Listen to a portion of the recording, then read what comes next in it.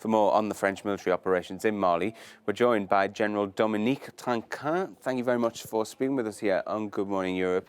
We're hearing about that loss of life over the past 8 years. Is the human cost of these missions too high? First, thank you for inviting me. I think for one dead is too much, but 50 dead in 8 years, that's the cost of war. I mean, you can't go to war and expect to have no people killed. So the problem currently is not really because we've got too many people killed, we'll withdraw.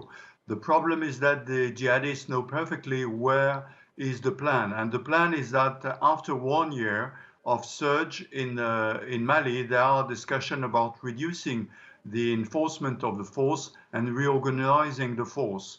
And they put pressure by killing soldiers in the area where the effort was made. And that's exactly, I mean, we are not asking the question because we've got people dead. We've got people killed by the jihadists because they want to put pressure on the public opinion. Could it therefore be time to change strategy here? Could we see negotiations between the militants and between the French state, the same way that we've seen happening with the Taliban in Afghanistan? Yes, there is always room for negotiation, but the negotiation is not between the French government and the jihadists. It's between these jihadists or these people who want more independence in their country, more autonomy, and their country. The French forces are here to prove that there is no issue with weapons, that the issue is with negotiation. So the French forces are here to fight with the African armies at the request of their governments in order to show to the jihadists that there is no room for winning with weapons. But the end of the story will be when they will be ready to negotiate with their own governments.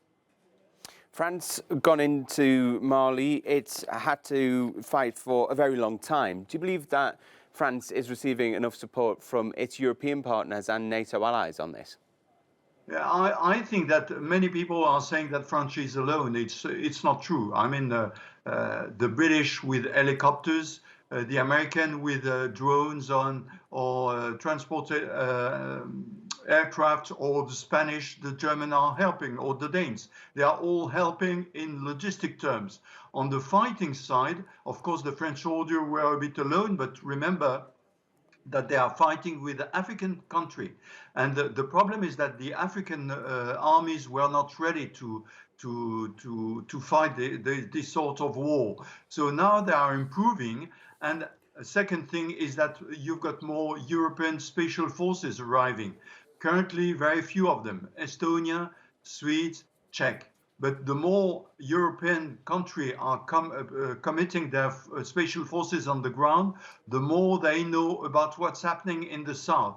And a lot of European countries were looking east on the threat by the Russian, for example. Now they are looking south because they are present in the south, and they know that we are defending the southern border of Europe from jihadists.